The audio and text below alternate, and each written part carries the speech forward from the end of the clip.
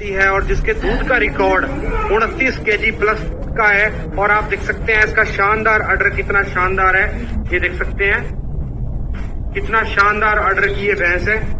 शानदार भैंस है करमवीर सिंह सुनहरिया जी की, जो कि मुर्रा के सबसे पहले फेमस ब्रीडर है। ये देख सकते हैं भैंस का कितना शानदार अडर है।